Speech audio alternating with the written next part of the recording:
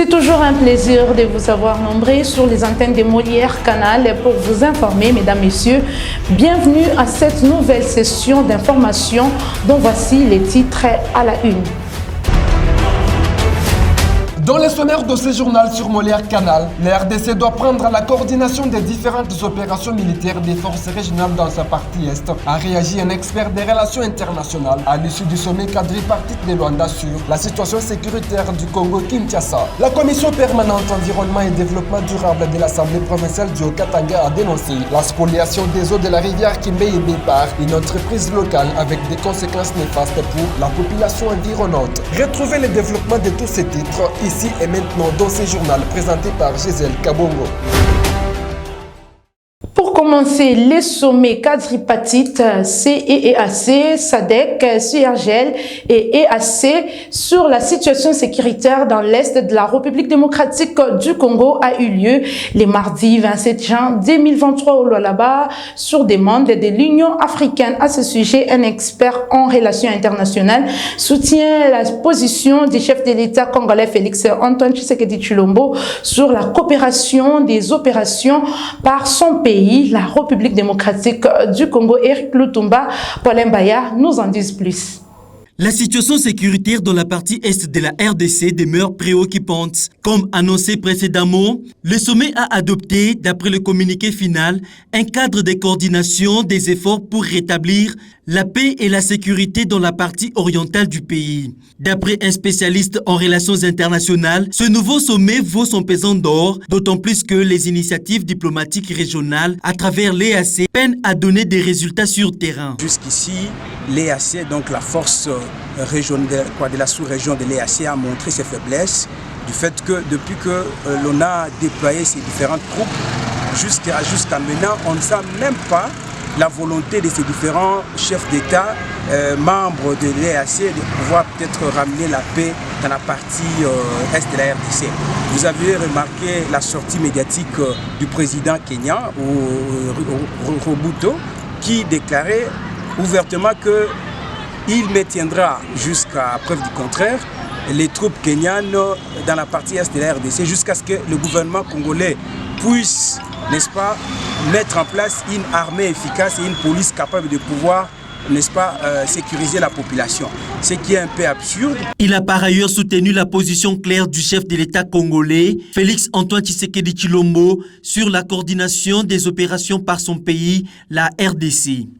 Et c'est comme ça que j'applaudis déjà le président de la République du fait d'avoir demandé ou souhaité que les opérations qui seront organisées dans les jours à venir, que la RDC puisse prendre le contrôle de ces opérations. Parce qu'il s'agit là des opérations qui se mènent sur le territoire congolais. On ne pouvait pas laisser l'amabilité à une force étrangère de pouvoir sécuriser ou soit prendre le contrôle de ces opérations sur le territoire, sur le sol congolais, alors que la RDC elle-même est là, en train même d'assister à ces opérations. Soulignons que le sommet approuve la création d'un groupe de travail de coordination à plusieurs niveaux, composé des représentants de la RDC et du Rwanda, de l'UIA, des présidents de la SADC, de l'EAC, de la CIRGL et de la CEAC, ainsi que de l'ONU. Et en Ituri, les femmes des différentes associations ont participé le week-end dernier dans un atelier organisé par la Dynamique nationale des femmes candidates sous l'appui financier de l'ONU Femmes à travers la section genre de la MONUSCO. L'objectif de cet atelier qui ont opté de présenter leur candidature aux prochaines élections de 2023. Thierry Batirafiki nous en parle. La dynamique nationale des femmes candidates d'INAFEC à sigle à Province de l'Ituri avait organisé à Bunia sous l'appui financier de l'ONU Femmes à travers la section JAR MONUSCO le samedi 24 juin une journée de réflexion avec des femmes leaders des communautés commerçantes, des associations féminines et les femmes journalistes dans l'objectif de conscientiser et encourager les femmes qui ont opté pour présenter leur candidature aux prochaines élections. C'est qu'a dit la coordonnatrice de d'INAFEC, Madame Elisabeth Bouvet. L'objectif global, c'est de contribuer à l'amélioration des taux, de participation des femmes dans les instances de prise de décision et accroître de 30% les taux de représentativité des femmes dans les institutions politiques tels que prévu dans le plan provincial de la mise en œuvre de la résolution 1325 de l'ITU. Les objectifs spécifiques sont les suivants. Canaliser une participation massive des femmes et jeunes filles au processus électoral qui se prépare en République démocratique du Congo. Identifier les obstacles qui freinent les élections des femmes en Ituri. Susciter la solidarité entre les femmes et l'esprit de la synergie pour que la voix des femmes soit attendue. Pour le chef de bureau de la MONUSCO Bunia a encouragé ces femmes en promettant son accompagnement dans ce processus électoral. Kanasoro.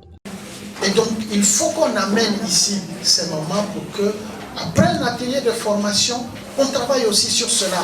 Comment gérer l'adversité. Donc il va y avoir tout un travail qu'on va faire. On n'a pas beaucoup de temps. Descendre, c'est à côté. Donc on va s'y mettre.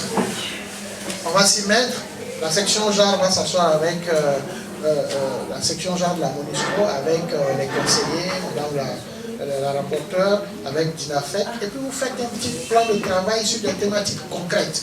On passe maintenant, on ne va plus maintenant s'asseoir ensemble pour parler généralité, non. On va faire, c'est comme des cours, on va faire du travail technique. Comme ça vous êtes formés, vous êtes outillés pour aller vers ça. Ce genre d'activité de sensibilisation doit continuer pour réveiller les femmes pour occuper plusieurs sièges.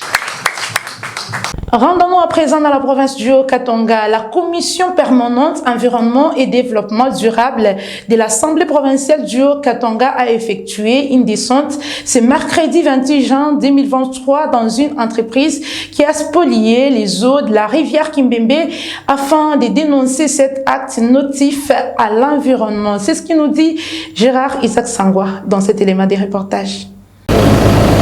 Suite à la motion d'information soulevée au cours de la séance plénière du jeudi 22 juin dernier par le député provincial René Banza par rapport au dossier d'expoliation des eaux longeant la ferme Boumaki située sur la route Likasi, les élus du peuple de la commission permanente environnement, ressources naturelles et développement durable de l'Assemblée provinciale du Haut-Katanga, inquiets de la situation, sont allés vers l'entreprise Rainbow qui déversait des eaux contenant des matières chimiques dans la rivière Kimbeimbe. Tout d'abord, la commission a échangé avec les responsables de l'entreprise ici avant de visiter les lieux où sont canalisées les eaux. Nous avons été alertés par la population sur la pollution de la rivière Kimbembe. Et je crois que tout le monde a vu les mousses qui sont apparues sur la rivière et ça fait état de la pollution sur la santé des individus, du bétail et du végétal. Nous avons remonté les faits et nous sommes présentement à la société Rainbow. Et un fait est arrivé que les eaux, les rejets de cette entreprise ont été canalisés vers la source de la rivière et c'est ce qui a fait que la rivière a été polluée. Nous signalons que nous avons été envoyés par le président de l'Assemblée provinciale. C'est ainsi que nous sommes descendus réellement et nous avons constaté les faits. Et on a déjà constaté que la société a amélioré ses conditions de travail et elle a déjà bouché la sortie de ces eaux usagées qui menaient vers la rivière. Nous avons fait autant de recommandations pour que la société puisse creuser un bassin de décantation afin de recycler l'eau à l'intérieur de la société pour ne plus endommager la population. Signalons que la dite entreprise a reconnu son tort tout en informant par la même occasion les élus du peuple des mesures prises pour pallier au problème d'expoliation déploré par la population et c'est en canalisant les eaux dans son enceinte. Les honorables députés ont formulé quelques recommandations à l'entreprise, parmi lesquelles la construction des bornes fontaines dans des villages victimes d'expoliation, question de réparer les dégâts qu'ils ont causés.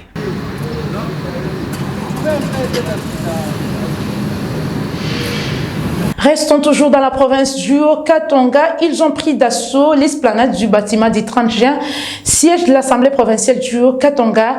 Les populations autochtones du village Makaya, Kintu et Kipiri sont venues solliciter une fois de plus l'implication de cet organe délibérant dans les conflits d'expropriation de leurs terres par l'entreprise Geniland.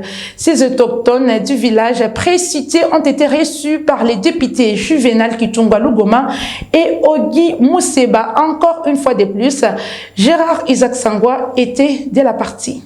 La population autochtone du village Makaya, Kintu et Kipili sont venus solliciter une fois de plus l'implication de l'Assemblée provinciale du Haut-Katanga dans les conflits d'expropriation de leurs terres par l'entreprise Geniland.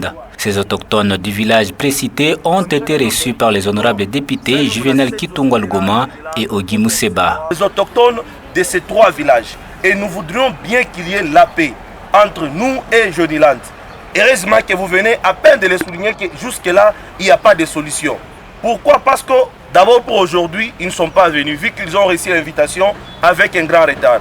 Mais ils sont les premiers à venir encore nous menacer là-bas. Ce qui n'est pas du tout bien. Si jamais on répliquait, ce qui ne sera pas bien. Raison pour laquelle nous sommes venus auprès de vous, pour qu'on trouve quand même certaines solutions à l'amiable, parce que nous sommes menacés. Prenant la parole, l'honorable Juvenal Kitungwa Lugoma a rassuré à ces derniers du traitement de ces dossiers par l'organe délibérant. Les responsables de l'entreprise Geniland sont également invités pour qu'une solution soit trouvée à l'amiable. Vous savez également que le dossier est devant le cours des tribunaux. Bon, le cours des tribunaux sont en train de l'examiner d'une façon judiciaire ou d'une façon juridique. Nous sommes en train de chercher à trouver des solutions politiques afin que la population ne soit pas dérangée. Donc, ce qui fait qu'il faut prendre votre mal en patience. Mais entre-temps, ce que nous allons faire, nous allons demander au ministre de l'Intérieur, c'est-à-dire qu'il puisse donner l'ordre à la police, que la police ne puisse pas continuer à aller vous déranger au niveau de vos trois villages respectifs. En entendant une suite favorable à leur requête, ces populations autochtones ont été priées de regagner en toute quiétude leur village. Dans un autre chapitre, installation lundi 26 juin 2023 d'un nouveau bureau de la délégation syndicale de la Société nationale des chemins de fer du Congo, SNCC en sigle. C'était en présence du ministre provincial des Transports du Haut-Katanga, du chef de division de l'inspection provinciale du travail du Haut-Katanga, du PCA de la SNCC et du DG de la dite entreprise. Eric Lutumba, témoin de l'événement. Je déclare ce jour installé la délégation syndicale nationale SNCC. Je vous remercie. Il a fallu attendre 18 ans pour que la Société nationale des chemins de fer du Congo puisse avoir un nouveau bureau de la délégation syndicale. Après avoir exprimé sa gratitude au chef de l'État congolais, Félix-Antoine Tshisekedi Tshilombo, le DG de la SNCC, Fabien Mutombo, a appelé toutes les parties prenantes à un partenariat bien constructif pour remédier aux nombreux défis qui se dressent dans cet établissement public congolais. D'exprimer toute ma gratitude à Monsieur le Président de la République, Son Excellence Antoine Félix Tshisekedi, chef de l'État, et les gouvernements qui avaient ordonné la tenue des élections syndicales cette année, après, il faut le reconnaître, plusieurs tergiversations. C'est ici, pour moi, l'occasion de féliciter tous les délégués syndicaux nationaux qui ont été élus dans les différentes cités, ainsi que les nouveaux membres du bureau de la délégation syndicale nationale. Je vous souhaite tous un fructueux mandat au sein de l'entreprise. Je vous exhorte donc et vous convie à un partenariat constructif et concerté en vue de remédier aux nombreux défis qui se dressent devant nous, afin de le relever progressivement dans la mesure du possible, en toute sérénité, au mieux des intérêts bien compris de toutes les parties prenantes, et ce, chaque fois que les besoins se manifesteront. Prenant la parole, le président du bureau de la délégation syndicale de la SNCC a formulé quelques recommandations à la direction générale et au gouvernement afin de trouver des solutions à la situation que traversent les cheminots. En cette occasion, nous réitérons nos remerciements au chef de l'État, nous citons Félix Antoine Tshisekedi Tshilombo pour l'attention particulière qu'il accorde à notre entreprise, qu'il trouve ici l'expression de nos hommages les plus déférents. Nous remercions le gouvernement de la République pour l'assistance qu'il ne cesse de porter à la SNCC pour sa survie. Nos remerciements s'adressent à notre direction générale pour tous les efforts fournis jusqu'à ce jour pour la maintenance en vue du redressement et de la relance de la SNCC, ainsi que de l'organisation des élections syndicales après près de 2 décennies. Nous saluons ce jour l'acquisition de 100 wagons porte-conteneurs neufs. Il s'agit là d'un effort louable qui nécessite tout notre soutien dans la réalisation de l'outil de production. Ce matériel, bien que nécessaire, va rouler sur une voie dont l'état de délabrement très avancé est connu de nous tous. Rappelons que la SNCC est en pleine phase de son redressement depuis l'alignement à la magistrature suprême du chef de l'État congolais, Félix Antoine Tshisekedi Tshilombo. Et dans les Olomami, la gouverneure a pris part mardi 27 juin 2023 dans la ville de Kamina à la cérémonie de la signature du protocole d'attente avec les partenaires privilégiés sur la vaccination et l'éradication de la poliomyélite dans cette province. Dans son mot des circonstances, Isabelle Yumba Mushimbi Kalenga a remercié les partenaires pour leur confiance des marques. Regardez. Sur invitation de la fondation Bill et Belinda Gates, la gouverneure du Olomami, honorable Dr Yumba Kalenga Mushimbi Isabelle, a pris part active à la cérémonie des signatures du protocole d'attente renouvelé avec les partenaires privilégiés sur la vaccination et l'éradication de la poliomyélite en République démocratique du Congo en général et en particulier la province du Olomami. À ma qualité de gouverneur de la province du Olomami, la signature que je veux apposer tout à l'heure sur le protocole d'entente traduit une responsabilité des signatures du protocole d'entente renouvelé avec le partenaire sur le renforcement de la vaccination systématique et éradication de la poliomyélite de manière générale en République démocratique du Congo et en particulier dans la province du Olomami. Ici, l'exécutif provincial a remercié les partenaires pour cette marque de confiance à l'égard du Olomami, car cette confiance du BMGF est le fruit du travail en équipe des membres de son gouvernement provincial. La province de Olomami, c'est une province qui est enclavée. Se retrouver avec des résultats tels que ça fait chaud au cœur et ça nous encourage. Surtout que la santé, c'est ça le souci de notre président de la République par rapport à la population de nos provinces, en particulier qui est l'Olomami. Et que sans cette population, nous pensons que nous ne devrons pas être là. Alors c'est notre vraiment cheval de bataille, nous nous battons. Et nous disons aussi que, surtout, je venais de le dire tout à l'heure, des défis qui existent et c'est à ça que nous sommes butés, que tout ce que nous avons comme religion qui nous met de barrières pour ces vaccinations. Mais je pense que le message, c'est dire à toute la population de Olomami que nous devons amener nos enfants à se faire vacciner. Et rappelons que toutes ces rencontres se tiennent grâce à la volonté du chef de l'État, Félix Antoine Tshisekedi Tshilombo, qui, la santé de sa population, reste une priorité.